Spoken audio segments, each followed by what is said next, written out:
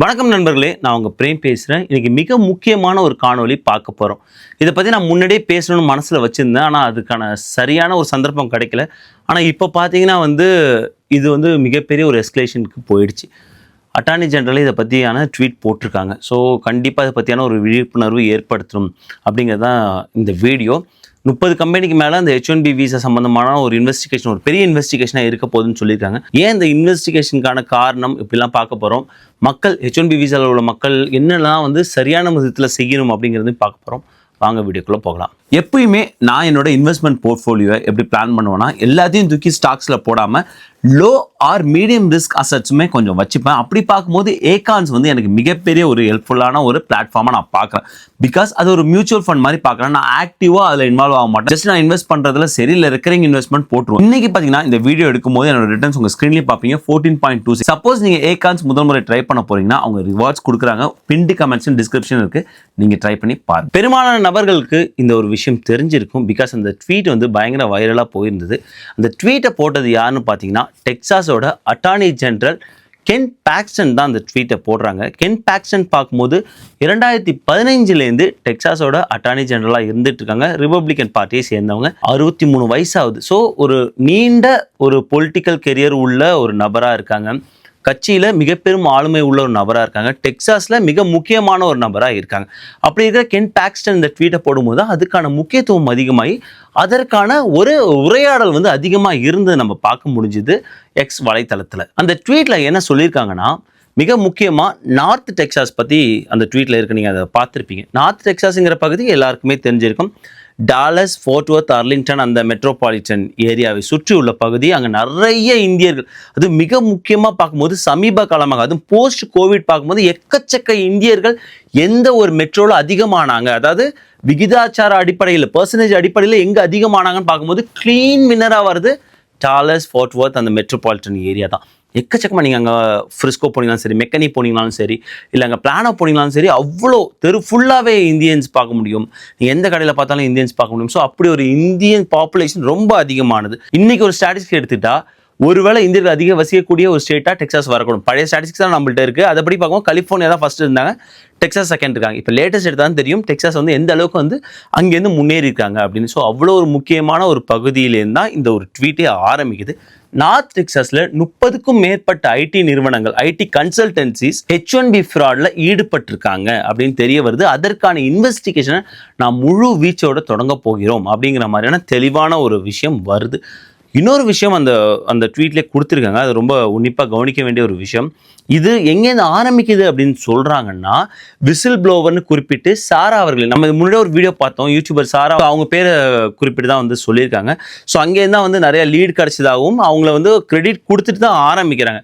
ஏன்னா அந்த ஃபர்ஸ்ட் வீடியோவில் பார்க்கும்போது சாரா அவங்க ஒரு நபர் வீட்டுக்கு போவாங்க. அங்கே இந்த மாதிரியான உங்களுக்கு எல்சிஐயில் உங்கள் அட்ரஸ் இருக்குது, அங்கே போய் பார்க்கும்போது யாருமே அங்கே ஒர்க் பண்ணலைங்கிற மாதிரியான அந்த தொடங்கும் அந்த விவாதம் பார்த்தோம். அதோட ஃபினிஷ் என்னன்னு தெரியல, அதாவது அது உண்மையான குற்றமா என்னன்னு நமக்கு தெரியல. பட் அந்த ஒரு வீடியோ பார்க்கும்போது நமக்கு தெரிய வருது. ஸோ இதுலேயுமே ஒரு 30க்கு மேற்பட்ட கம்பெனி கொடுத்துருக்கவங்க சந்தேகத்தின் பேரில் ஆரம்பிக்கிறாங்க இன்வெஸ்டிகேஷன். ஸோ இவங்க 30 கம்பெனி இல்லை அதுக்கு மேலும் பிரச்சனை இருக்கா இல்லையான்னு தெரியல. ஸோ இங்கேருந்து ஆரம்பிச்சிருக்கு பிரச்சனை. ஸோ இன்வெஸ்டிகேஷன் போகுது.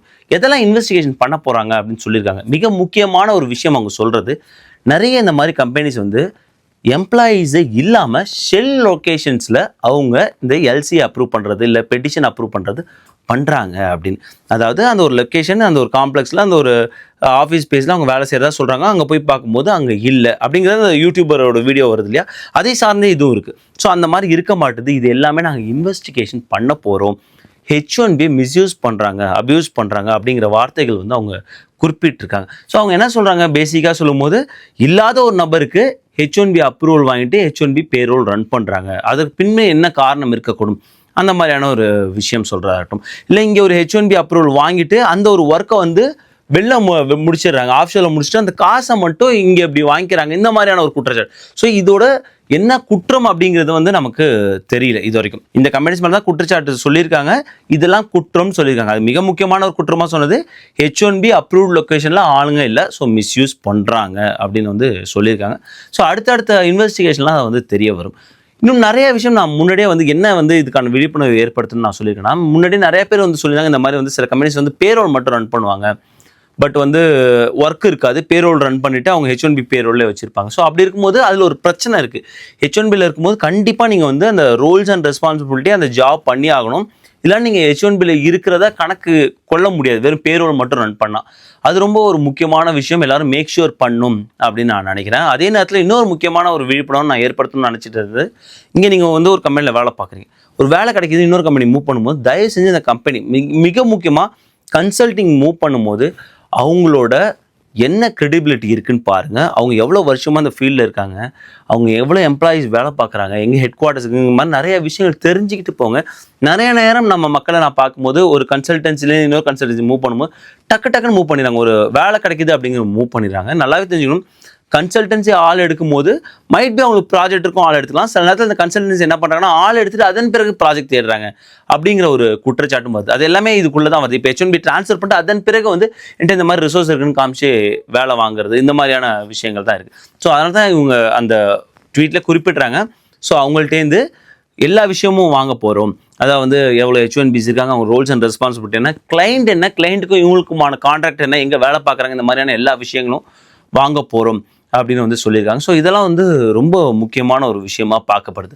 அதே போல் இன்னொரு குற்றச்சாட்டும் எல்லாருமே சொல்கிறது என்னென்னா வந்து இப்போ இங்கே படிச்சுட்டு முடிச்சுட்டு வராங்க இல்லையா, ஸோ அவங்களுக்கு வந்து ஆஃபரே இல்லாமல் H1B வந்து சில கம்பெனிஸ், ஷெல் கம்பெனிஸை வந்து H1B ரன் பண்ணுங்கிறதுக்காகவே H1B அவங்களுக்கு வந்து ஸ்டார்ட் பண்ணிடுறாங்க. பட் ஒரிஜினல் ஆஃபர் இருக்காது, எதுவுமே இருக்காது, எல்லாமே ஃபேக்காக போட்டு வாங்கிடுறாங்க அப்படிங்கிற ஒரு குற்றச்சாட்டுமே அவங்க சொல்கிறாங்க. ஸோ இதெல்லாமே தான் வந்து குற்றச்சாட்டுகளாக வருது.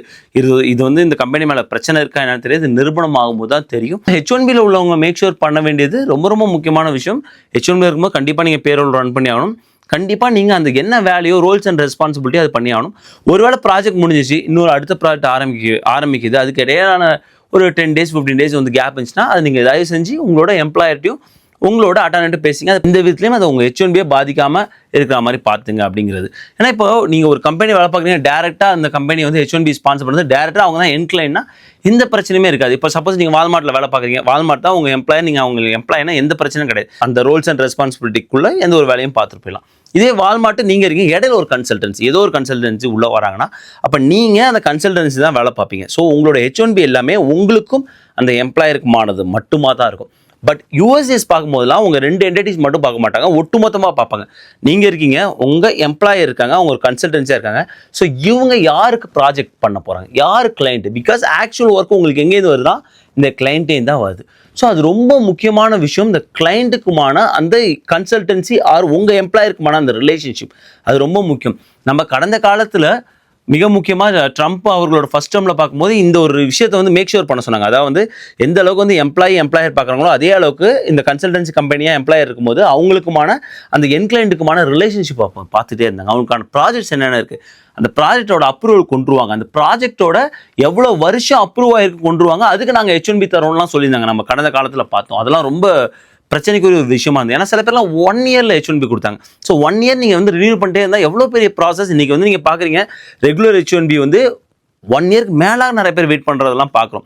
ஸோ அதுதான் நாங்கள் அடிக்கடி ரெக்கமெண்ட் பண்ணுறது, ப்ரீமியம் போங்க அப்படின்னு வந்து ரெக்கமெண்ட் பண்ணுறது. ஸோ இந்த மாதிரியான நிறைய விஷயங்கள் வந்து நீங்கள் தெரிஞ்சுக்கணும். ஸோ உங்களுக்கும் எம்ப்ளாயருக்கும் எந்த அளவுக்கு அந்த ரிலேஷன்ஷிப் முக்கியமோ அதே முக்கியம் வந்து எம்ப்ளாயருக்கும் கிளைண்ட்டுக்கும் உங்களுக்கும் கிளைண்ட்டுக்குமான அந்த ரிலேஷன்ஷிப். ஸோ இந்த டாக்குமெண்ட்ஸ்லாம் கொஞ்சம் க்ளீனாக வச்சுக்கங்க அப்படின்னு தான் வந்து நான் கேட்டுக்கிறது. உங்கள் எல்சியை வந்து எப்பயுமே நான் சொல்கிறது, உங்களுக்கு எல்சியை அப்ரூவ் ஆயிடுச்சுன்னா அந்த எல்சியை பாருங்கள், உங்களுக்கு எந்த லொக்கேஷனில் லொக்கேஷன் கொடுத்துருக்காங்க. சப்போஸ் நீங்கள் ஒர்க் ஃப்ரம் ஹோம் பண்ணுறீங்கன்னா அந்த லொக்கேஷனும் உங்கள் எல்சியில் இருக்கணும். அது எல்லாமே மேக் ஷூர் பண்ணிங்க.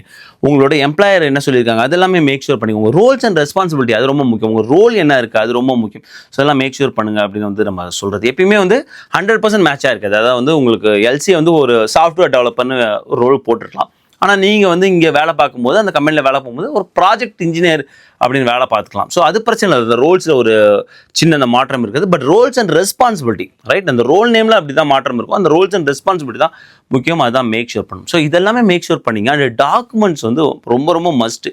அது நீங்கள் டேரக்ட் கிளைண்ட்டாக இருந்தாலும் சரி, அது டேரக்ட் எம்ப்ளாயாக இருந்தாலும் சரி, த்ரூ கிளைண்ட்டாக இருந்தாலும் சரி, டாக்குமெண்ட்ஸ் வந்து ரொம்ப மஸ்ட்டு. இன்னொரு முக்கியமான ஒரு விஷயமும் பேசணும்னு நினச்சேன். இப்போ உங்களுக்கு H1B வந்து முடியுது, அதாவது வந்து அந்த ப்ராஜெக்ட் முடியுது, இல்லை அந்த கம்பெனியை விட்டு நீங்கள் வரீங்க, இல்லை லே ஆஃப் பண்ணுறாங்க, ஏதோ ஒன்று நடந்துச்சு. இப்போ உங்களுக்கு அடுத்த H1B கண்டுபிடிச்சாகணும், அதுவும் 60 நாள் அந்த கிரேஸ் பீரியட்குள்ளே கண்டுபிடிச்சாகணும் அப்படின்னு நீங்கள் இருக்கும்போது தயவு செஞ்சு அந்த என்னென்ன ஆல்டர்னேட் ஆப்ஷன் டே ஒன்லேருந்து யோசிக்க ஆரம்பிச்சிருங்க. ஸோ மற்ற கம்பெனிக்கு வந்து இன்டர்வியூ அட்டன் பண்ணுறதா இருக்கட்டும், இல்லை B1 B2 அந்த பிரிட்ஜ் கேப் போகலாமான்னு யோசிக்கிறதா இருக்கட்டும், இல்லை என்னென்ன ஆல்டர்னேட் ஆப்ஷன் இருக்கோ தயவு செஞ்சு அட்டானிட்டு அப்படிலேருந்து நீங்கள் பேச ஆரம்பிச்சிருங்க. ஏன்னா சில நேரங்களில் வந்து வேறு வழி இல்லாமல் ஓகே நம்ம இப்போ கன்சல்டன்சி ஒரு ஆஃபர் பண்ணுறாங்கன்னா அங்கே போயிடலாம், H1B ட்ரான்ஸ்ஃபர் பண்ணிட்டு போயிடலாம். அதன் பேர் ஒரு நல்ல எம்ப்ளாயர் கிடைக்கும்போது நம்ம அப்படி ஒரு யூட்டர்ன் எடுப்போம்னா சம்டைம்ஸ் அது பிரச்சனை ஆகிடுது. நான் வந்து எனக்கு தெரிஞ்சே வந்து ஒரு நபர் வந்து மெயில் வந்தது இந்த மாதிரி போகும்போது அவங்க நிறைய RFIs கேட்டதா. ஸோ இந்த இடையில வந்து நீங்கள் ஒரு கன்சல்டன்சி போனீங்க, என்ன வேலை பார்த்தீங்க, அங்கே என்னென்ன ப்ராஜெக்ட் ரன் பண்ணி இந்த மாதிரி அந்த அளவுக்கு ப்ராஜெக்ட் டாக்குமெண்ட்ஸ் வரைக்கும் கேட்டதாக வந்து அவங்க சொன்னாங்க. ஸோ ஏன்னா இது எல்லாமே நடந்துகிட்டு இருக்கு, இதெல்லாமே நம்மளால வந்து அங்கங்கே ஒன்று நடக்கிறதெல்லாம் நம்மளால டாட் எல்லாமே சேர்க்க முடியுது இல்லையா. ஏன்னா இன்னைக்கு வந்து அட்டார்னி ஜெனரல் கென் பாக்சன் சொன்னதும் அன்றைக்கி அந்த நபர் எனக்கு மெயிலில் சொன்னதும் இன்றைக்கி நான் வந்து ரிலேட் பண்ணி பார்க்க முடியுது. ஸோ ஓகே இந்த மாதிரியான விஷயங்களை தான் வந்து அவங்க தடுக்க ட்ரை பண்ணுறாங்க அப்படின்னு. ஸோ இதெல்லாம் கொஞ்சம் மேக் ஷூர் பண்ணுங்க. பிகாஸ் அந்த மாதிரியான ஒரு காலகட்டம் தான் நம்ம இருக்கிறோம். லாட் ஆஃப் ஸ்ட்ரிக்ட் மெஷர்ஸ் கொண்டு வராங்க. பட் அதோட நோக்கம் என்னவா இருக்குன்னா H1B சரியான பாதையில் போகணும், H1B விசா சரியான நபர் கொடுக்கணும், அந்த விசாவில் எந்த பிரச்சனையும் வரக்கூடாது அப்படின்னு தான் நோக்கமாக இருக்குது. ஸோ இந்த கம்பெனிஸ் மேலே எந்த பிரச்சனையும் இல்லைன்னா ஓகே எதுவுமே நடக்க போதில்லை. ஒருவேளை இந்த கம்பெனிஸ் மேலே உள்ள பிரச்சனை வந்து நிரூபிக்கப்படும் போது அது என்டையர் இந்தியன் கம்யூனிட்டியை தான் பாதிக்கப்பட போகுது. ஸோ எதுவாக இருந்தாலும் பொறுத்திருந்து பார்ப்போம்.